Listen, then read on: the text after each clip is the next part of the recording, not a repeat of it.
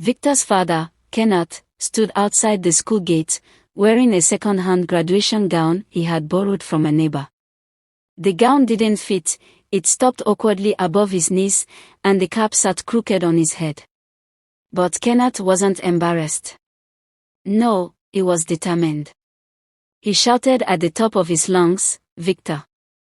If you no go school, no me go collect your certificate today." Victor, hiding behind the principal's office, peeked through the window. His classmates laughed hysterically as Kenneth marched back and forth in the dusty courtyard of Zange Community School, waving a chalkboard he'd taken from a classroom. Written on it, in uneven white chalk, was his best attempt at spelling, "Edukatshun is important." Victor was mortified. His father was making a scene again. "Why can't he just leave me alone?" he muttered to his best friend, Sue, who couldn't stop laughing. Kenneth had always been clear about one thing: he didn't want Victor to end up like him. A man who couldn't read road signs, count his own money, or even write his name properly. Kenneth's illiteracy had caused him endless embarrassment. He still cringed when he remembered signing a form at the clinic with antics and hearing the nurse whisper, "This one didn't go far in school." But Victor didn't see the big deal. To him, school was just a boring place where teachers gave endless assignments and the headmaster shouted about discipline. He preferred playing football with his friends or helping his uncle at the mechanic shop, where he felt useful. That morning, Kenneth had discovered that Victor had skipped school again to go fishing at the river. The boy's excuses didn't help.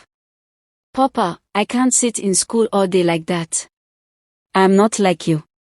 I'll find another way to make it in life." Kenneth couldn't take it anymore.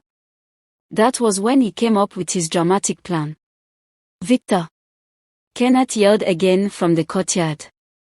"If you no fit collect sense, no me go do am for you." He marched into the school's main office, still wearing the graduation gown, and announced to the stunned staff, "I am here for my son's education. Show me where to start." The principal, trying not to laugh, cleared his throat and said, "Mr. Kenneth, maybe you should calm down." But Kenneth wasn't coming down. "No. My son will learn today. Call him out." When Victor was finally dragged out of his hiding spot, Kenneth grabbed his son by the shoulders and pointed at the students watching from the windows. "Look at them. They are learning. They will become doctors, engineers, even pilots. And you? You want to end up like me, asking people to help you read your own letters?" Victor mumbled, "It's not that serious, Papa." Kenneth narrowed his eyes. "Oh, it's not serious. Fine. From today, I go follow you to school every day." And he did. For the next week, Kenneth sat in the back of Victor's classroom, still wearing that ridiculous graduation gown. He couldn't read the lessons, but he clapped loudly whenever the teacher wrote on the board, "Good job, Ma. Education is the key."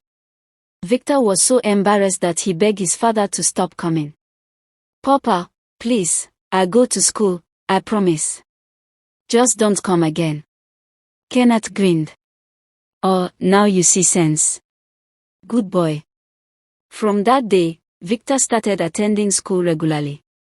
He didn't suddenly love it, but the thought of his father marching into the classroom in that gown kept him in his seat. Years later, when Victor graduated as the best student in Zange, he looked at his father in the crowd, clapping proudly.